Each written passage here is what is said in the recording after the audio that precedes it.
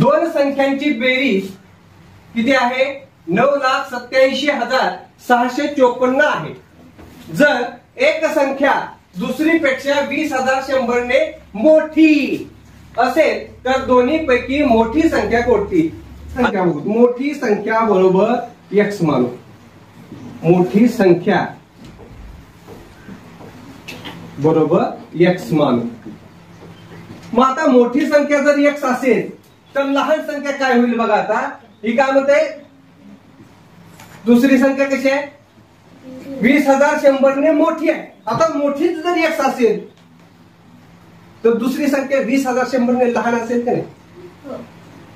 बरोबर आहे का? मग दुसरी संख्या काय होईल? दुसरी संख्या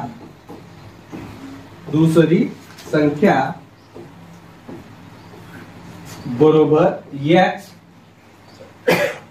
वजा 20,100. आता दोन संख्या मिळाल्या. ही झाली आपली पहिली संख्या आणि ही झाली दुसरी संख्या. समजलं का दोन संख्या कशा आल्या त्या? आता याच्यानंतर बघा दोन्ही संख्येची बेरीज म्हणतात. म्हणजे x अधिक दुसरी संख्या आहे x वजा 20,100 बरोबर 9,87,654. बरोबर. मग आता x यांची बेरीज केली किती झाली? 2x झाली.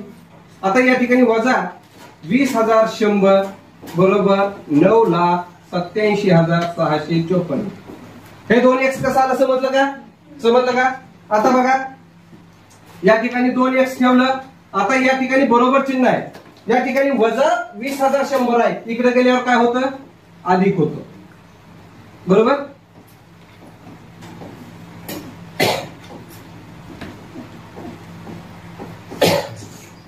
आता याची बेरीज करू. 4 4 0 5 5 1 आणि 6 7 0 आणि 7 7 2 आणि 8 किती होतात? 10 ला 0 हाताला 1 10.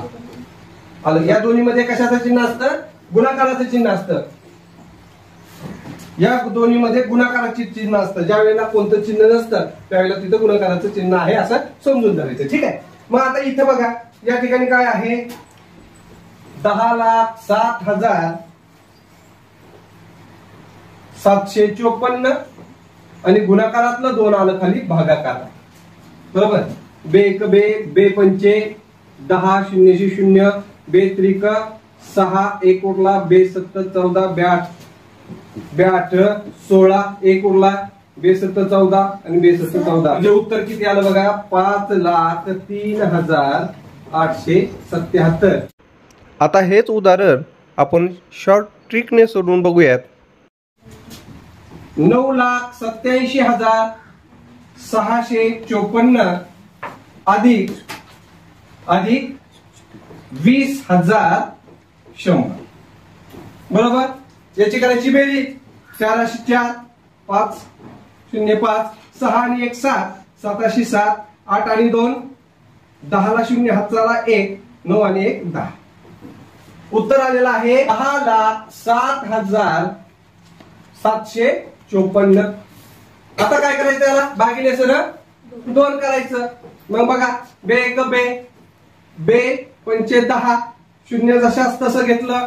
पुन्हा बे 3 6 उरला 1 झाले 17 बे 8 16 उरला 1 झाले 15 बे 7 14 उरला 1 पुन्हा बे 7 14. म्हणजे याचं जे उत्तर आलेलं आहे 5,03,877 आणि 5,03,877 हे जे उत्तर आहे हे पर्याय क्रमांक 4 या ठिकाणी आहे.